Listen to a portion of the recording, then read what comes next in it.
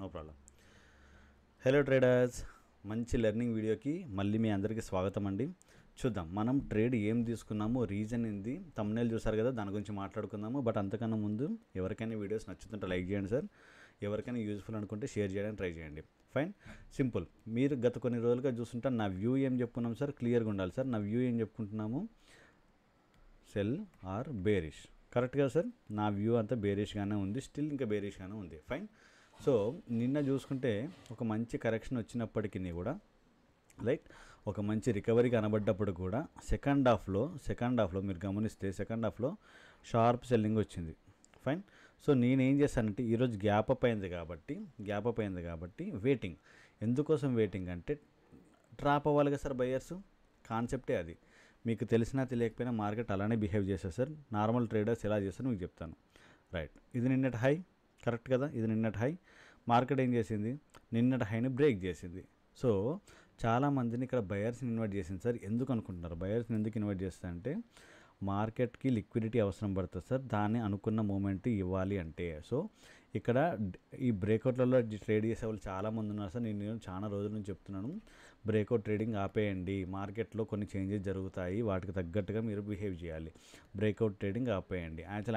యాక్చువల్గా market sentiment ఏముంది, మీరు ఏం చేస్తున్నారు? మార్కెట్ సెంటిమెంట్కి అగెనిస్ట్గా చేస్తే మీరు సక్సెస్ అవ్వరు సార్. మార్కెట్ సెంటిమెంట్కి మీరు అనుగుణంగా చేస్తేనే సక్సెస్ అవుతారు. సో ఇక్కడ నేను వెయిట్ చేస్తున్నాను, simple sell on rise concept కోసం వెయిట్ చేస్తున్నాను. నాకు మార్కెట్ పైకి వెళ్ళాలి, బయర్స్ని ఇన్వైట్ చేయాలి, వీళ్ళందరినీ ట్రాప్ చేయాలి, అప్పుడు నేను సెల్ సైడ్ వెళ్తాను. సింపుల్గా సార్ కాన్సెప్ట్. సో ఆ రకంగా నేను ఏం చేస్తానంటే సమ్వేర్ అరౌండ్ ఈ క్యాండిల్ టైం చూద్దామా సార్ ఒకసారి. ఈ క్యాండిల్ ఎంత అంటే 11:05. ఓకే, 11:05 అంటే నేను సమ్వేర్ అరౌండ్ నాకు గుర్తున్నంత వరకు 11:07కి సార్, 11:07కి అట్లా నేను ట్రేడ్ తీసుకున్నాను అనమాట. నిన్న పుట్ సైడ్ నేను పైన సైడ్కి అది ఇస్తాను కదా, నా రికార్డింగ్ స్క్రీన్ పెడతాను, పొజిషన్ బుక్ది, అదొకసారి వాచ్ చేస్తూ ఉండండి. సో 11:07కి తీసుకున్నాను, సమ్వేర్ అరౌండ్ ఇక్కడ బ్రేక్ అయిన తర్వాత తీసుకున్నాను. ఓకేనా, ఇక్కడ బ్రేక్ అయిన తర్వాత తీసుకున్నాను సమ్వేర్ అరౌండ్. ఓకే, నా కాస్ట్కి వచ్చింది, స్టిల్ హోల్డింగ్. సింపుల్ సార్, మనం ఏదైనా సరే ఒకటి టార్గెట్ కోసం వెయిట్ చేయాలి, రెండు స్టాప్ లాస్ కోసం వెయిట్ చేయాలి. ఇవి రెండింటి కోసమే వెయిట్ చేయాలండి. ఓకేనా. సో సెల్ ఆన్ రైజ్, నాకు మార్కెట్ రైజ్ వచ్చింది, నేను ఇక్కడ సెల్ ట్రై చేయాలి యాక్చువల్గా. కానీ ఎందుకు వెయిట్ చేశానంటే ఇక్కడ ఇంకో రీజన్ చెప్తాను. ఫస్ట్ హాఫ్లో ఏం జరిగింది సార్, వచ్చింది కదా. సో నేను సెకండ్ హాఫ్ వరకు వెయిట్ చేద్దాం అనుకున్నాను. యాక్చువల్లీ ఇక్కడ కూడా ఎంట్రీ అవ్వద్దు, కానీ ఎందుకు అయ్యానంటే ఆల్మోస్ట్ ట్రాపింగ్ కన్ఫర్మేషన్ అయిపోయింది ఈ క్యాండిల్ మీదనే నాకు. ఓకేనా, బయర్స్ ట్రాప్ కన్ఫర్మేషన్ అయిపోయింది కాబట్టి తీసుకున్నాను. లేదు అంటే నిన్నట్లాగానే 12:30 వరకు వెయిట్ చేసి తర్వాత ఎంట్రీ తీసుకోవాలి. బట్ ఇది గుడ్ ఆపర్చునిటీ. అందుకని చూసారా, మార్కెట్ ఎక్కడైతే మనం ఎంట్రీ తీసుకుంటామో మళ్ళీ అక్కడికి రీటెస్ట్కి వచ్చింది. ఇక్కడ మిస్ అయినా సరే ఇక్కడ ఎంట్రీ అవ్వచ్చు, అర్థమవుతుంది sir.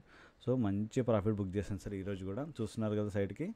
Simple sir, market structure అర్థం చేసుకోండి. మార్కెట్ స్ట్రక్చర్ బేస్ చేసుకుని వర్క్ చేయడం వల్ల నిజంగా మంచి రిజల్ట్ చూస్తారండి. నిజంగా మంచి రిజల్ట్ చూస్తారు, దాంట్లో డౌటే లేదు.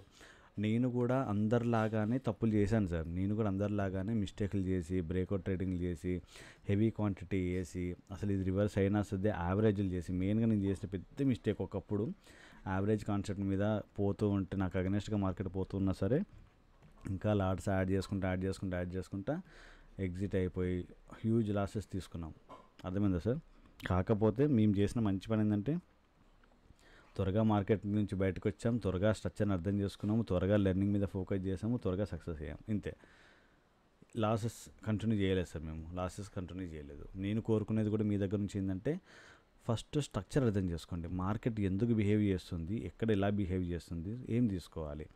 మీరు గమనిస్తే కొన్ని లైవ్లో మనం చెప్పుకున్నాం సార్, కొన్ని ఇటువంటి రెడ్ క్యాండిల్స్ పడ్డా సరే పుట్టు సైడ్కి వెళ్ళొద్దు అని చెప్తున్నాము, రైట్. కొన్ని ఇట్లా బ్రేక్అవుట్లు అయినా సరే కాల్ సైడ్ వెళ్ళొద్దు అని చెప్తాము లైవ్లో ఉంటే మటుకి. ఎందుకు చెప్తాం అనేది, మన ప్రాణప్రతిష్ఠ కోర్స్ లాంచ్ అవుతుంది కదా 22 జనవరి రోజు. 22 జనవరికి ప్రాణప్రతిష్ఠ కోర్స్ లాంచ్ అవుతుంది సార్, 11 o'clockకి ఇన్ ద మార్నింగ్. మీరు ఖచ్చితంగా ఎవరెవరు ఇంట్రెస్ట్ ఉన్నారో ఖచ్చితంగా తీసుకొని ట్రై చేయండి సార్. నాకు తెలిసి ఇది మీ ఫైనల్ డెస్టినేషన్. నేను గట్టిగా కాన్ఫిడెన్స్గా చెప్పగలను సార్, ఇది మీ ఫైనల్ డెస్టినేషన్. మీ ట్రేడింగ్ కెరియర్కి ఇది ఆరంభం. అండ్ మీరు చూసే అన్ని ఛానల్స్ కానివ్వండి, ఇంకేమైనా పెయిడ్ గ్రూప్స్ కానివ్వండి, అన్నిటికీ అది ఫైనల్ డెస్టినేషన్. అర్థమవుతుంది సార్? ఫైన్, చూద్దామండి. ప్రాణప్రతిష్ఠ గురించి పార్ట్ 2 కూడా చేస్తానండి, రేపు రిలీజ్ చేస్తాను వీడియో, తప్పకుండా చూడండి. ఎవరికైనా నచ్చితే లైక్ చేయండి సార్, యూజ్ఫుల్ అనుకుంటే ఖచ్చితంగా షేర్ చేయడానికి ట్రై చేయండి సార్. ఎందుకంటే అఫ్కోర్స్ మీకు ఇది యూజ్ఫుల్ అవ్వకపోయినా ఎవరికైనా యూజ్ఫుల్ అవుతుంది కదా సార్, వాళ్ళు నేర్చుకుంటారు కనీసం. థ్యాంక్ యూ సో మచ్ అండి.